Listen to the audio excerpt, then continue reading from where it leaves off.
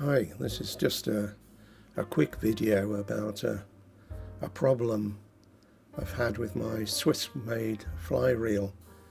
These multiplying fly reels are beautifully engineered, surprisingly pricey, and when I bought mine I bought it with a spare spool because I thought with the initial price of the reel I wanted some extra value, so I needed a spare spool to use it with different rods for different tactics. And the other day I went to change the spool and found it was completely locked onto the reel where it's supposed to be. Just as I'm pushing there, just a very easy job of unclicking it and pulling it off. But what had happened is there's a little brass thing which presses in and out, a bit like a ball bearing. You'll see it in a moment. And that brass thing had corroded. There we are. That's the arrows pointing exactly to the bit I mean. And it had two screws holding it in position.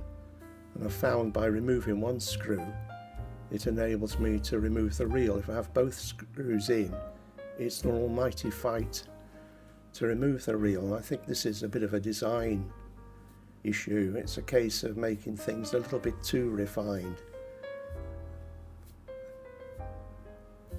You can see the size of the screw, they're absolutely tiny things.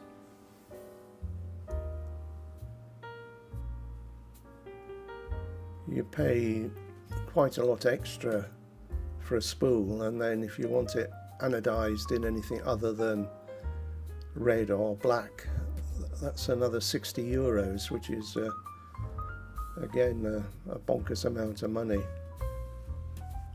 It's one of these things you have the choice of buying it or not buying it.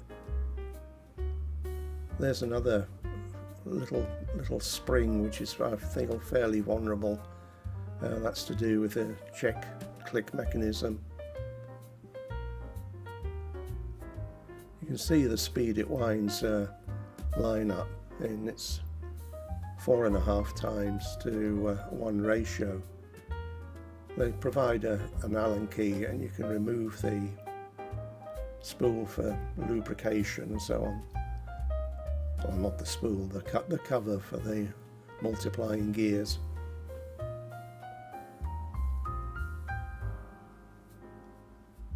I'm wobbling all over the place because I did a lazy approach by holding the camera in my hand and trying to do everything one-handed. So I knew it was going to be a fairly short video. So you see, that's the tooth wheel on the outside, which the smaller gears link into to give you the high speed effect. There's the two smaller gears. One of them has a mini drag underneath it, so you don't get overruns if you want to have it winding in both directions.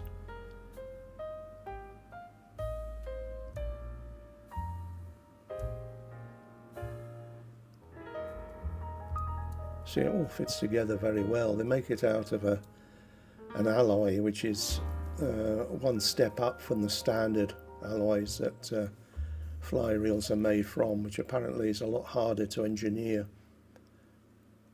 And they give it a 5-year guarantee, but that feature of being able to remove the spools quickly is let down by that, I think, that little bit of a flawed component. I feel it should be more like a spring-loaded ball bearing. Anyway, that's the size I bought, the 5 to 6. On reflection, I wish I got the 6 to 7, a little bit bigger ones, easier to handle. Anyway, please subscribe, and if you like the kind of stuff I'm doing, click a like. Thank you for watching. Bye for now.